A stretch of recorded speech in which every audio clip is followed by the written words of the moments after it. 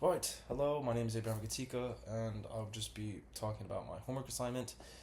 Today I'll just be discussing things from chapter 16. And I guess in this presentation I'll just be explaining different types of resistance training exercises, talking about body weight exercises, isolation, and instability exercises.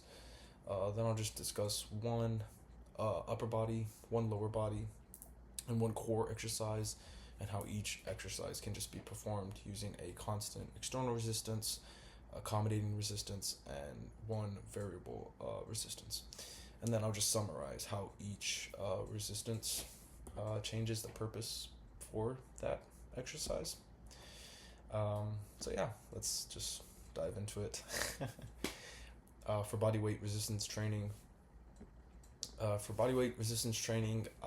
these exercises I think are just a great way, a good baseline for any sort of, um, I think, athletic or fitness career, because it just uses a person's own body weight as resistance instead of equipments like barbells or dumbbells or machines, things like that.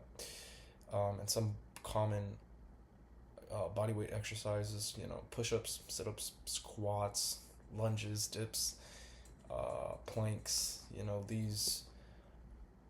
These these exercises are great because they're it's just body weight training, meaning it could just be done anywhere.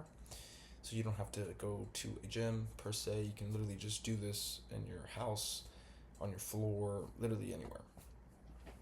Uh, and then the great thing about this is that it just improves a great foundation and muscular endurance or functional strength, coordination and balance, things like that. So um, I like how they also imitate everyday movement. So they're just excellent for improving just overall movement quality and athletic performance. Uh, I think another advantage with bodyweight exercises is how interchangeable they are, or how easily they can be modified.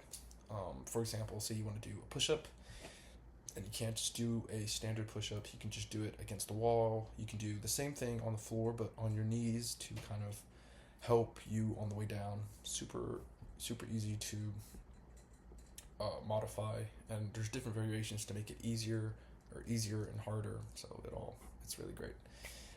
Next are isolation exercises. Isolation exercises, obviously, think about it. It isolates uh, a target muscle group. And it usually involves around one joint. For example, think of a bicep curl, or a tricep extension, or leg extension, or leg curls. These just target one specific area. And these exercises are useful because they allow an individual just to strengthen a specific muscle. And they're also I know they're commonly used during like rehabilitation purposes. For example, say I broke my clavicle. Um, there's really not, or no, let me say I don't know, tore my bicep, and then the rehabilitation. So I'll just be doing a 1 pound weight, but targeting this bicep after a few months should hopefully bring it back up to speed with my other. So it's really good. Um, and then, unlike compound exercises, um, uh, that work, I guess, multiple muscle groups at once, this really just targets one specific area, like I said. So it's very focused, compared to anything else. For my third category, I chose instability exercises. Instability exercises make it intentionally make balance or stability during an exercise a little more challenging by usually providing like an unstable surface to work on. Think about a think if you want to use, like, trying to do a push up on a medicine ball or a yoga ball, it's going to be very unbalanced. So you're going to have to activate different muscle groups or engage your core to help stabilize you. and make you a little more balanced then. So obviously those exercises work with lots of balance to begin with, and coordination, and just core stability. And because you're trying to get your body to try to stabilize itself while like other supporting muscles just become active, trying to hold you down. However, with these, one of the main things is you can't really add too much weight training, or like you just have to use lighter resistance, because it's probably not the best choice for getting stronger in a sense, but it definitely will engage. It will still engage in different in different areas. Anyway, so for upper body exercise, I chose the bench press, and the bench press, it works. I think 3 really good muscle groups: the pec major. You have anterior deltoids. You have your triceps. So yeah, let's just dive into it with the constant external resistance. So I guess with traditional barbells or dumbbells, the amount of weight stays the same throughout the entire movement. I mean, although gravity is constant, the exercise may feel easier or harder at different points because of your joint angles. And the purpose of the constant resistance is just to build overall muscular strength, as well as muscular endurance, or just muscular hypertrophy. And then next is accommodating resistance with the bench press, is where you can add resistance, or by just attaching, whether it be chains or whether it be resistance bands, which are very common. And I guess the main focus is, as the bar moves, the resistance is increased because of the bands or the chains that are added when you lift the weight off the floor. So this makes think of a bench press when you are at the top. That top portion of the lift is just super challenging, because it needs the person doing the bench press to accelerate throughout the movement, and it can't just be a constant speed there. You have to, because it's going to be pulling a lot more back on you, and besides just regular gravity, there's more added to it, so it's really going to fight you, so you really have to pull through there. And with that being said, it just it really improves on power and just explosive strength. So yeah. And then with that, the bench press, variable resistance, which is often performed on a machine that uses cams, or specific just designated like pulleys, like a pulley system. Think of like the machine, it automatically changes the resistance throughout to better match I guess the body's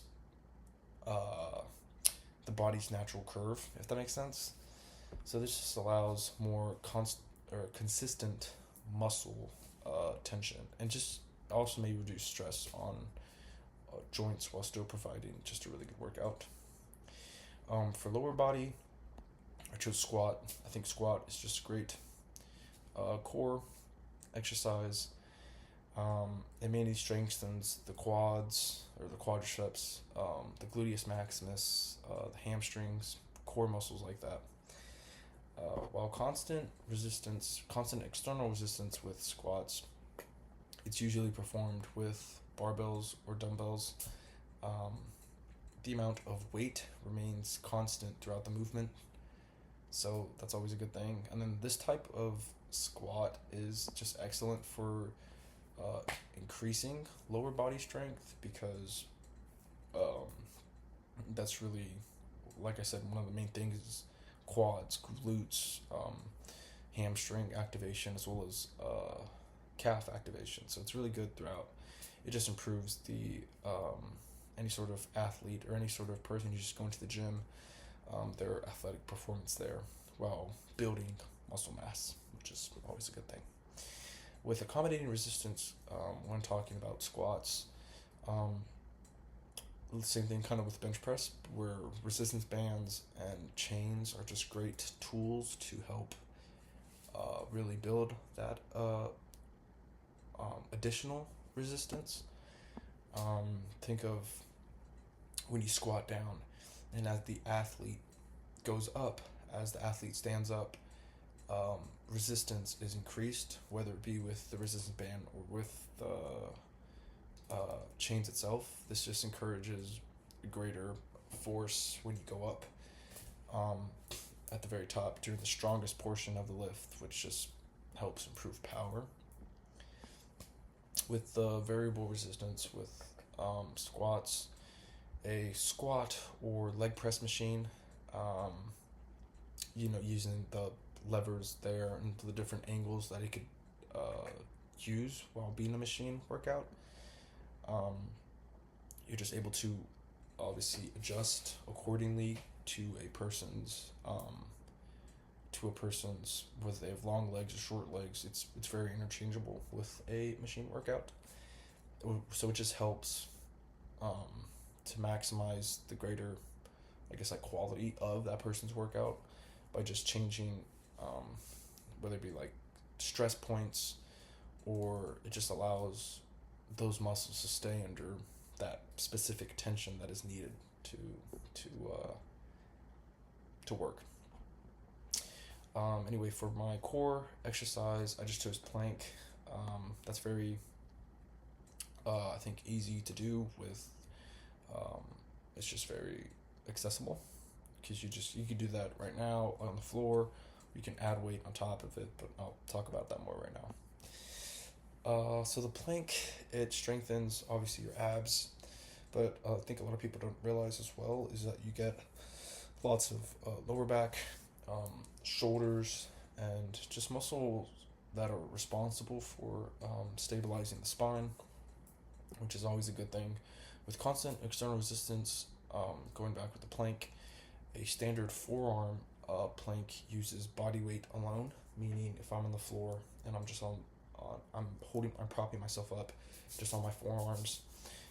It's just to improve muscular endurance and just core stability. Very simple, very easy to do, and it's very effective.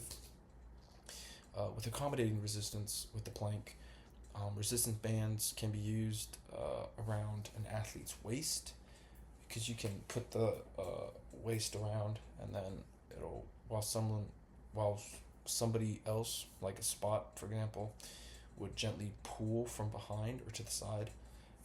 As that tension increases, I guess the core muscles work harder, they tighten up to maintain that proper position that is needed. With variable resistance, meaning you're just adding something or helping with that, the plank can be, think of, I forgot what they're called. I think they're TRX straps, those big old straps that kind of dangle down. You can be almost at an incline and engaging your core. And you could also engage which incline it has itself, and you really need to stabilize yourself to do so, but it's the same concept. You're tightening up your abs, and the difficulty changes almost throughout the exercise. This just increases, I guess, like muscular activation. Think of that, or think of like balance in general, while also just improving the main core itself. So I talked about, yeah. Well, that's about it. I guess in conclusion, chapter 16 explains that resistance training can just be performed by using many different methods of, how do I say this? It can be performed using many different exercise methods and equipment. For example, the body weight exercises, they're just super convenient and just overall improve that great functional strength. It also gets a person knowledgeable, like they can really think about it, like, oh yeah, when I do a push-up, I could feel this muscle group working. I could feel a little tricep activation, a little bit on my shoulders. It kind of gives them that good mindset. So when they start strength training, just becomes a little easier. Isolation exercises, they target individual muscle groups, bicep curls, and like I said, a person can feel that individual muscle group working, while also just correcting any sort of imbalance and just building muscle. And then instability exercises improve balance, coordination, and core stability. Obviously, you're trying to adjust your body accordingly to help stabilize yourself, so it does make sense. I also explained how the bench press, squats, and core all come to play using external resistance, accommodating resistance, and variable resistance, how you can interchange with that. Although they're kind of similar in a sense, they all pack a punch in their own way, whether it be strength, power, muscular endurance, or stability. They all kind of tie in with those core factors. I guess understanding those different resistance, and it just allows coaches and athletes to select exercises that best match their overall goal. So yeah, I think that's about it. Thank y'all so much, and yes, that was my little spiel. Okay, bye.